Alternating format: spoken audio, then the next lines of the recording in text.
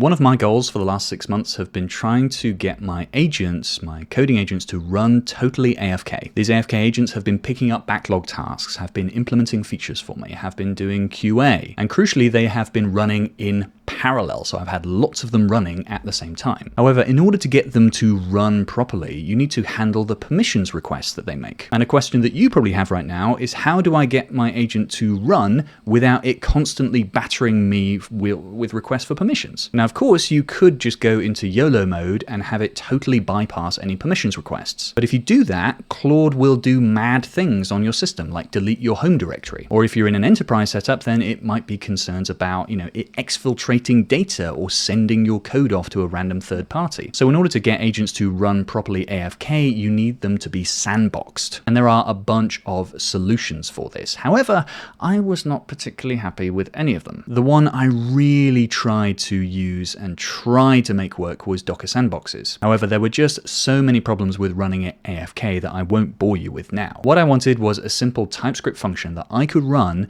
and just say, run this prompt inside this sandbox using this agent. And all the tools that I found were trying to sell me some third-party service. So I realized I needed to build something here. And that thing is Sandcastle, a TypeScript library for orchestrating AI coding agents in isolated sandboxes. You can use this to build TypeScript scripts here, where you simply say run, passing in the agent, passing in the sandbox, and passing in the prompt. If you look in any one of my open source repos, you'll see this little Sandcastle or .sandcastle directory here, which has a main.ts file. And this is full of these sandcastle.run little functions here. With this simple function, you can build really, really complex systems. You can build systems that parallelize agents running side by side. You can have systems that review their own code and then merge it in. I've been really enjoying using this, and now I think it's time to make a video on it. Let me show you how to get this set up inside a repo. We first run npm install AI hero Sandcastle. Once that's done, we can run npx sandcastle init, and you'll first be asked to select an agent. Let's select Claude Code, why not? You can then select between one of the first class sandbox providers that we provide. My plan in the future is to add many more of these, and you can also implement your own if you like.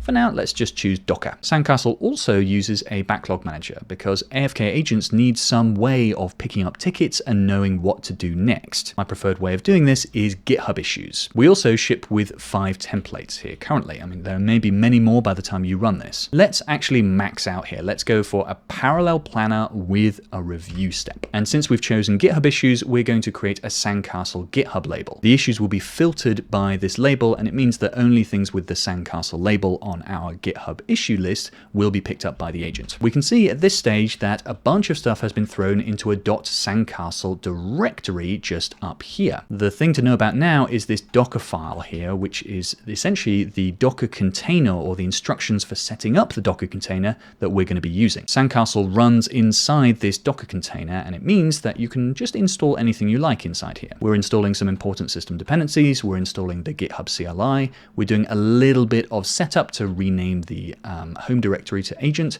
we're installing Claude Code, and then we're just ready to go. So let's go ahead and build this default Docker image now. That was really fast, and it has now completed. Our next steps are we need to set the required environment variables in .sandcastle/.env. If we have a look in .sandcastle, where it is, .sandcastle/.env.example, we can see that we have an Anthropic API key and a GitHub token required. If you want to use your Claude subscription instead of an API key, then you can head to this issue here that will tell you more about it. If you don't know, Anthropic is a little bit funny about people using their subscription for these kind of things, and so there's some up-to-date advice there. For me, I'm going to copy over some environment variables that I've had already. Once that's done, I'm going to go into my source control, I'm going to commit this code, and I'm going to push it up, because I'm going to show you how we can use GitHub issues to schedule some work for this agent that we've created. So let's go to our repo and create a new issue. Let's say, scaffold me a basic TypeScript template in the repo. Give me a basic TypeScript application that uses VTest, that uses type checking,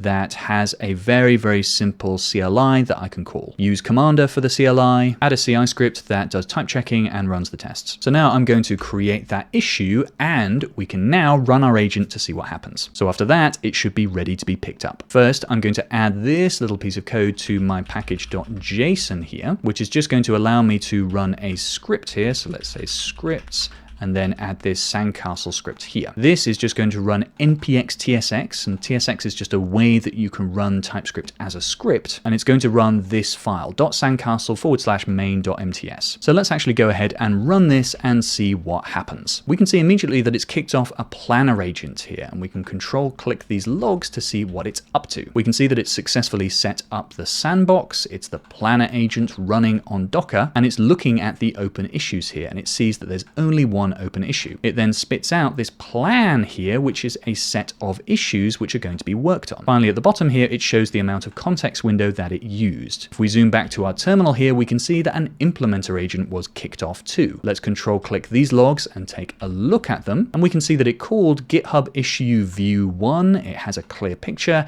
and it asked for a basic TypeScript script app, vtest for testing, type checking, simple CLI using Commander. Great. We can see that it's running bash commands inside here. It's doing, okay, good dependencies installed. And I've even got it prompted, so it's doing a little bit of red-green refactor here, where it's writing the test first, vtest run, etc. We can see it all happening. It's now moved on a little bit further, and we can sit and watch this if we want to, or, you know, we can go and have a cup of tea, we can relax, and this will just do its work without us. So while this is running, why don't we go and have a look at the main.mts file here. We can see the planner that we saw earlier is just down here, where we have a sandcastle.run command that takes in a name of planner. It takes in an agent here, so we can just change this if we want to. If we want to do planning with codex, let's say, instead of Claude Code, we totally can. And it's also using this prompt file here, so plan prompt in here. This is scaffolded by the template, and you can totally edit this as much as you want to run anything inside a sandbox. This one is taking all of the open issues from the repo that have the label Sandcastle. It's grabbing all of the labels, all the comments, grabbing all of the comments body as well, and then it's working out which ones can be done right now. So it's only looking for unblocked issues here. And finally, we tell it to output its plan in a JSON object wrapped in plan tags. If we go back to main.mts, we can see that this then gets picked up here. We then grab the JSON out of the plan here and figure out the issues. And then for each of the issues, we run a separate sandbox here, we run an implementer. And this one has an implement prompt that's just inside here. So implement prompt. This one takes in some prompt arguments here. So it takes in an issue title. It takes in the task ID, which is the issue ID. Then it says you're going to be working on a specific branch. Again, all of this is just a setup that I cooked up, really. This is not Sandcastle giving you any kind of prescription on how you want to run it. This is just a really cool workflow that I tend to use in my repos. So I figured it belonged in a template. If we zoom back to main.mts, we can see that the result here is captured in a variable, and if there are more than one commits here, we then run a reviewer. This pattern has been incredibly powerful because the implementer can make mistakes, but the reviewer generally picks it up. And of course, if you want to do an adversarial review where you have one agent run or review another agent's code, then you can just do sandcastle.codex. If you want to have multiple different agents spawn at the same time, come up with an implementation, and then some other reviewer takes all of those branches, chooses the best one, or makes a mix of them, you can. That's the power of having a totally agnostic setup to what agent you're running. That's the power of using or owning your own process. Anyway, let's take a look at the review prompt here. It's worth noting this little syntax here because this is really nice. This is something I copied from Claude Skills, where if you specify an exclamation mark before a bunch of backticks here, it will run this when it's resolving the prompt. And so it will actually execute git diff source branch here. This review prompt just uses a very basic process, understands the change, analyze it for improvements, check correctness, maintain balance. And crucially, it's a great step for like adding your own project standards. So for instance, I've added this coding standards in here that you can fill in with any project standards that you want to be added. Let's look back at main.mts and we can see what happens after all of these branches get created. We can see that they then get passed into a merger agent down the bottom. And this one takes all of the branches, takes all of the resulting issues, so it understands the changes that were made, and then merges them back to the main branch. The reason we use an agent for this is that there might be merge conflicts between them. And I usually like to have a really powerful agent handling those merge conflicts for me because they can sometimes be pretty gnarly. And so at the end of this, we have had multiple agents running at the same time, all committing to their branches, and then we get like a senior merger developer to pull them back into main. Just this setup has massively increased my velocity and it works super duper well. And again, Sandcastle is not opinionated here. If you wanted to make these into PR branches, you totally could. Okay, let's go and check in with our running process and let's see what happened. All right, we can see that we had an implementer kickoff here, then a reviewer. Let's check the logs for the reviewer. We can see that it found that the code was already clean and well structured, minimal scaffold template naming is clear. And then let's see what happened in the merge. So we can just pull up the merger here, and the merger ran the type checks, it merged in the branch, and it also closed the issue with a comment. Beautiful. We can see too that if we go and have a look at the rest of our code base here,